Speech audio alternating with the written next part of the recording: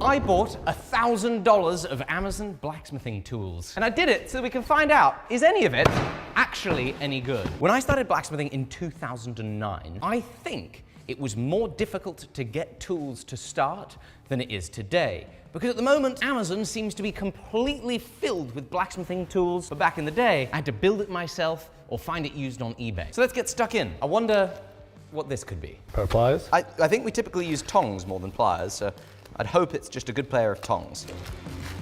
Ugh! It's a hammer! Blacksmith hammer, 1,000 grams, Swedish pattern of ash hammer.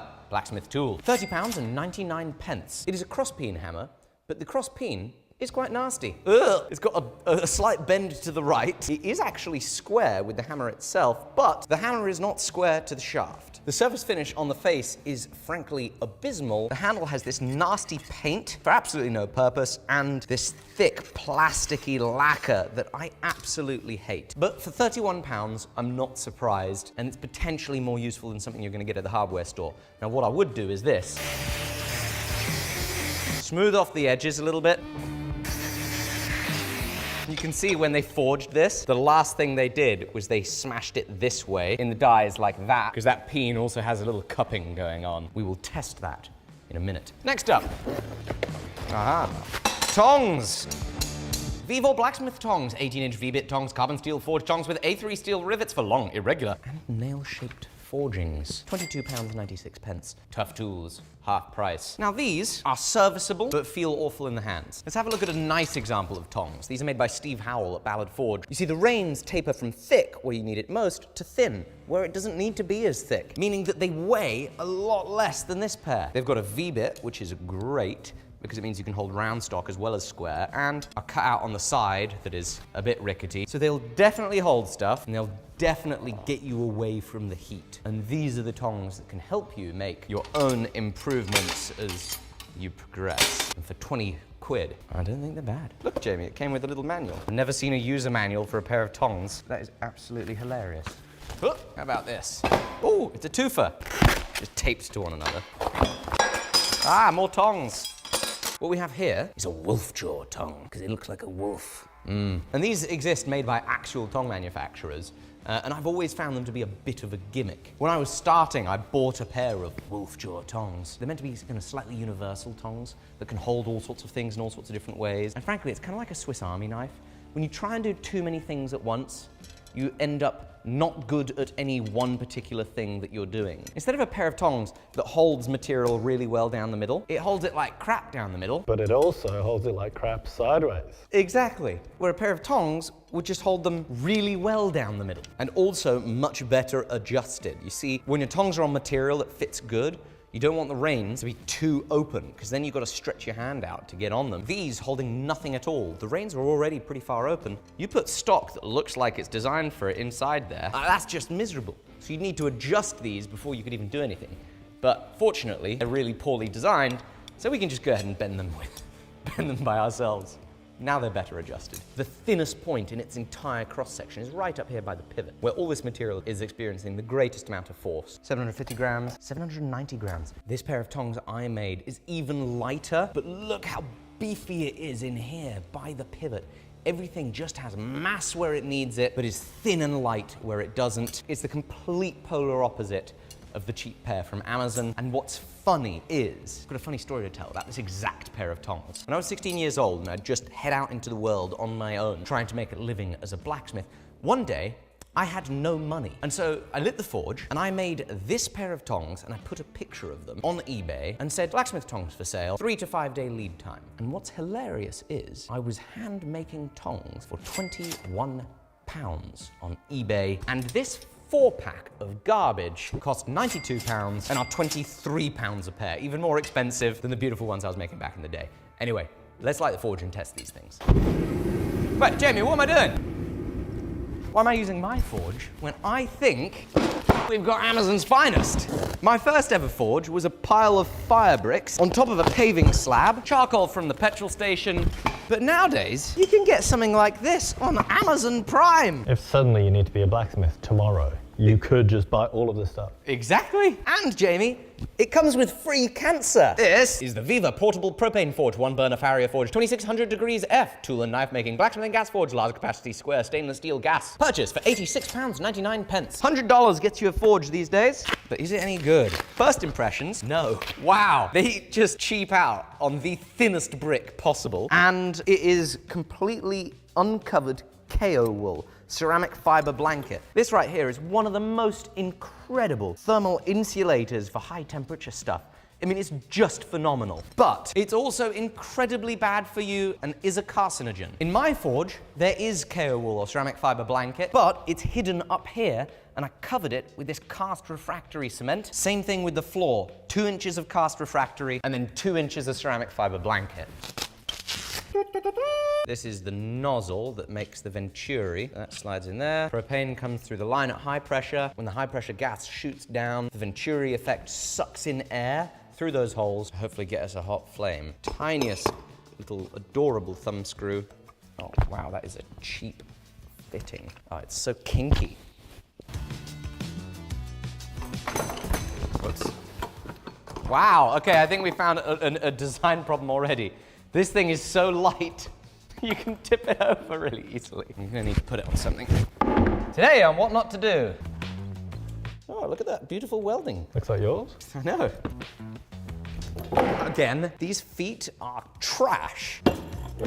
They give you no hose. That's insanity. Comes with a regulator in delightfully high quality. Everything is just so crap. Look at this, it's like a toy. Let the gas in. Hey, sounds like a gas forge. I'm gonna crank it all the way, on all the pressure. This is how you adjust it. Like that, you see there's no air, air.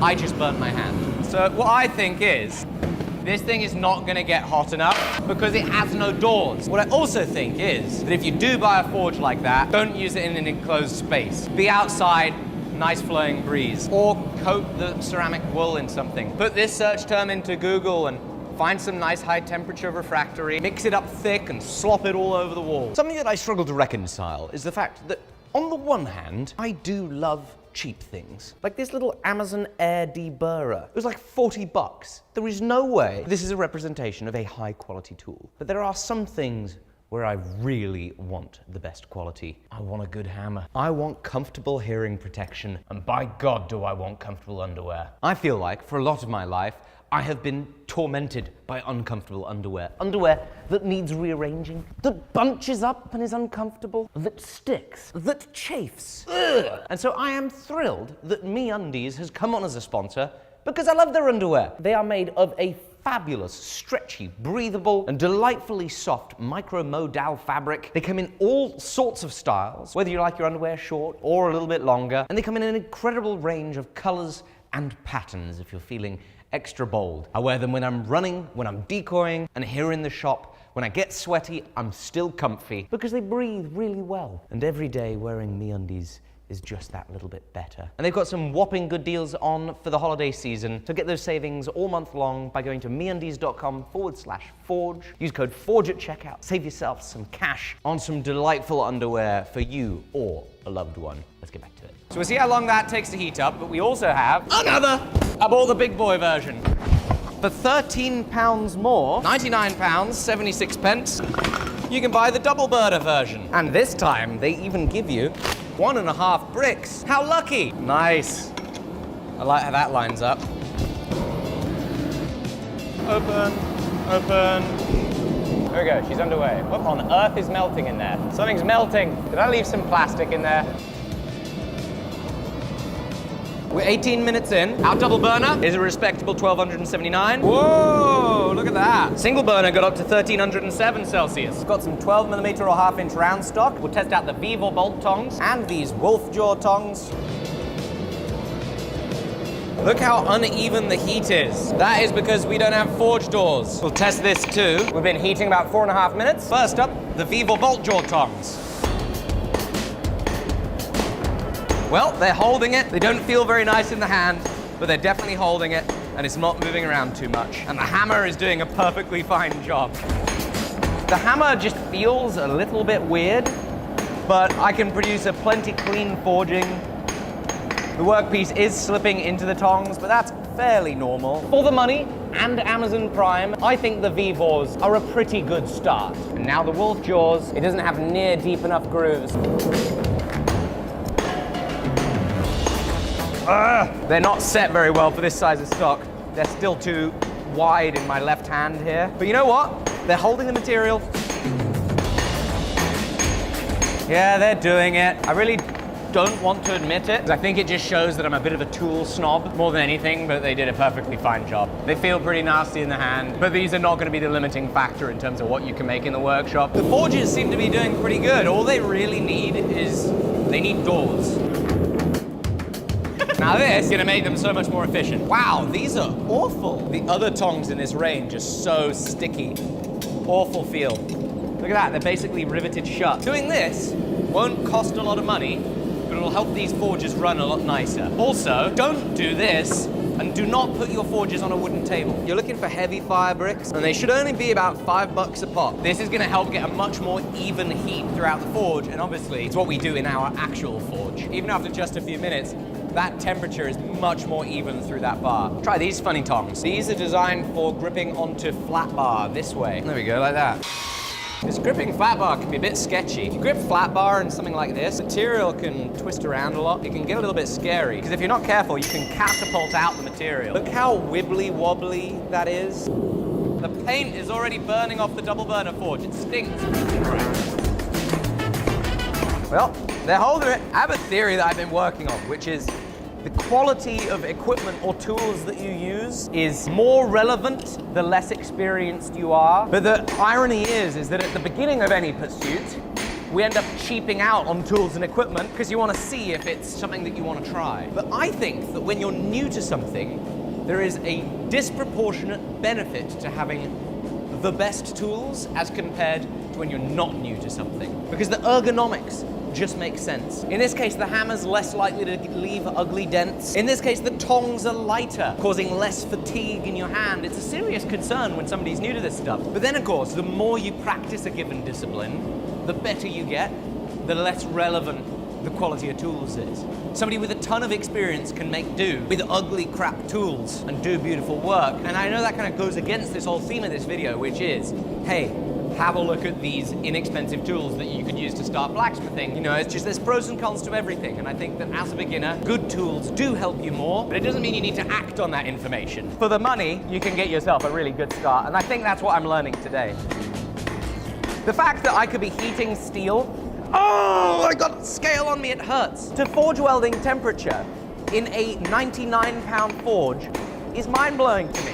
I've got to say that I think you're getting a better forge from the nasty paint-covered one than you are with the single burner. Relative to the volume, you're getting more than twice the amount of burner input, because that is not double the volume. So I hate to say it, because you can end up using twice as much gas. But if you want to do any sort of forge welding, or maybe even make some Damascus steel, the double burner is going to be what you need. This one doesn't seem to do quite as well. But for anything below forge welding temperature, it's done the job. You just gotta be careful about the ceramic blanket. Don't use it in an enclosed space like we are. But that's a perfectly good forge if it wasn't for that ceramic fiber blanket. Right, we've been doing all this forging on this Disgusting anvil when you got 3 perfectly lovely anvils here. Out of here, Jamie. This thing is my baby. But yes, hopefully we have our upgrades fresh in from Amazon Prime. Right, So- are you trying to tell me that there's an anvil in that box? Yes, and this is one of the interesting things about anvils is it's quite misleading when you search for them on the internet, because you type in anvil on Amazon, they show you a picture that makes it look like it's, you know, big, but actually, it's not so big. I know you started blacksmithing when you were really young, but that's just taking the mick, isn't it? I think this might have suited me aged 4. So that's number 1. Are you sure it's actually for blacksmithing? It's not just some novelty doorstop or something?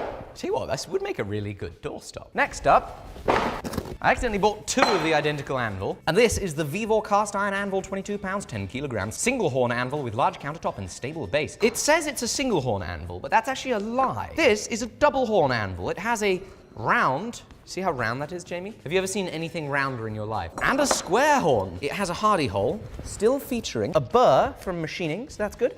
They did a nice deburring effort. And it cost £30 and 31 pence. $40! Even though it's tiny, that's pretty surprising to me. £3 per kilo, or about $1.30 per pound. Compare that to this. This anvil weighs 140 pounds, and we sold it for about $1,400. So this cost $10 a pound. This would be a good doorstop. But you normally put a doorstop on a door that doesn't stop itself, but that one does. So that I can really efficiently run to the toilet to puke as we unbox these tools. Next up. Hello.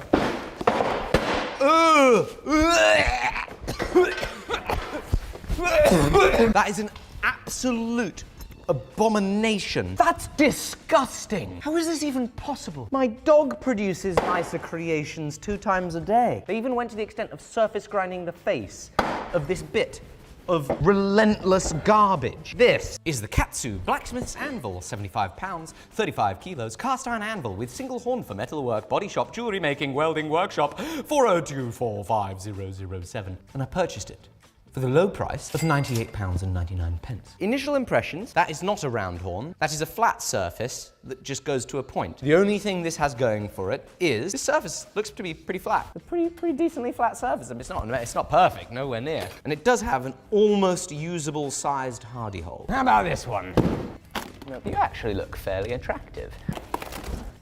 This would absolutely not pass quality control of one of our anvils. The horn is definitely rounder than on the little 10 kilo example.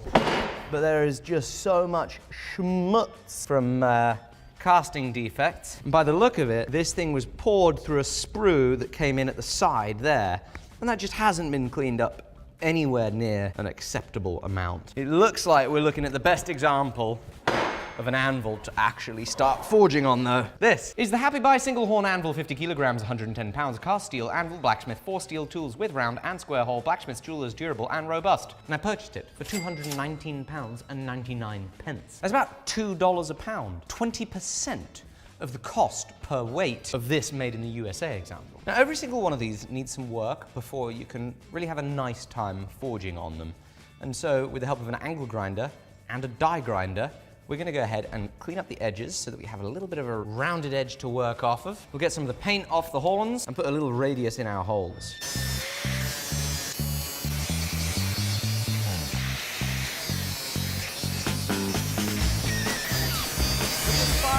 anvil compared to this anvil. That is cast iron. That is definitely cast steel.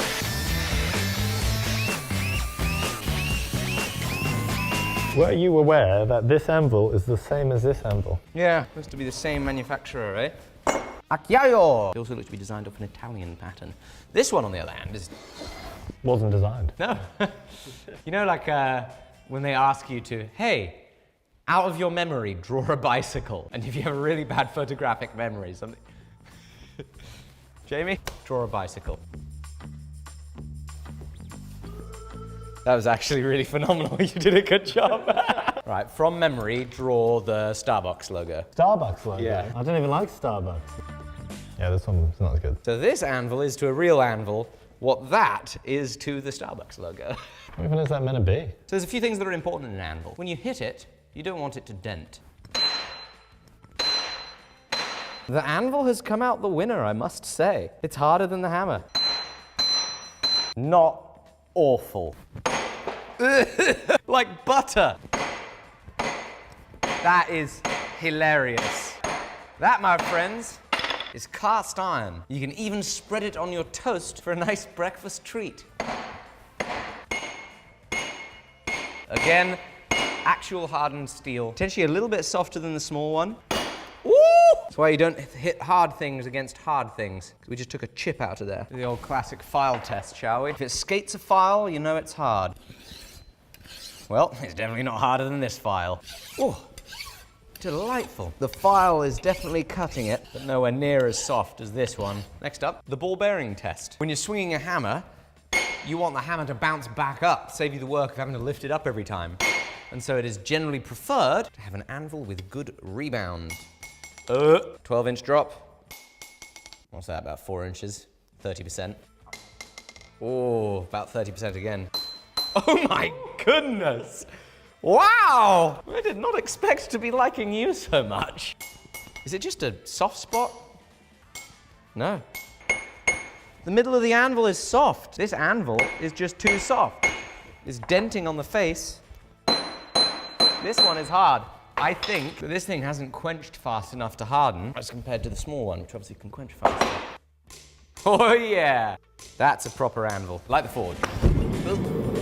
This little anvil has got a tremendous advantage that it's on the big anvil. Yep, that's a perfectly fine anvil. You could forge a ton of stuff on this thing if it was mounted properly. You know, the whole reason an anvil is because it is a steel block. And that block has an inertia to it so that you can hammer against it. This thing, being 10 kilos, is miniature. If you don't have a solid base for it, it's going to suck. This, to me, looks like a perfectly serviceable little anvil if you can get it on something solid. How about the horn? You know, technically you can make round things on it. I hate to say anything positive about this one, but it does have something special going for it. It has holes for bolts. When an anvil needs to be solidly mounted to things, it's very important that it has a nice way of mounting it. That's why when we made ours, we included bolt holes. That was a hugely important part of my design consideration. And something like this is way more of a hassle to mount. I mean, at the end of the day, it's doing what it needs to do, but it does not feel very lively. That tiny little anvil was a lot more responsive, a lot more rebound. You can feel it. But you could forge things on this. You could forge knives. You could forge trinkets, hooks, arrowheads. You know, the round horn's an abomination, but you don't actually usually use the round horn as a perfect circle. And so you could do some stuff.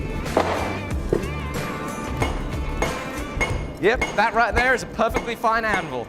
It might be a little bit soft, but by goodness, that's okay. Try not to hit it with your hammer, not too many mishits. And the horn is the best horn of all of them. By the way, this forge is absolutely cooking. You can weld Damascus in that, no problem. Jamie, look at this forge. When the burner shut off, there was no longer any airflow pushing down. The hot air rose up and has melted this hose. That is a serious safety concern with this single burner model. You would need to take this out after every single use, because when you shut it off, you then go ahead and open your thing in the morning. It's now coming out of here. That really makes me believe even more that the double burner is a better model to have, because obviously the hot gases are not coming straight up to this hose. This is pretty cool right here. Very hot there, but pretty cool here. So this is a better design, safer, apart from the KO wool and flogging a dead horse there. So for 180 to 290 pounds, depending on whether you get this or whether you get that, you'd have everything that you need, apart from the propane and some extra bricks, to do this stuff. And I think, and it's very much up for debate, but I think that is a sign that we are living in a really incredible time, that it's that inexpensive to try a craft like this. You definitely get what you pay for, but I'm hopeful that having access to such low-cost tools and equipment like this means that the next generation of makers and tinkerers and engineers have that much of a lower barrier to entry to falling in love with their craft. Thank you very much for watching. Thank you to MeUndies for sponsoring this video. Be sure to go grab a pair yourself by clicking the link in the description below. Let us know what other tools you would like us to review and have a look at, and I'll see you on the next one. Bye-bye.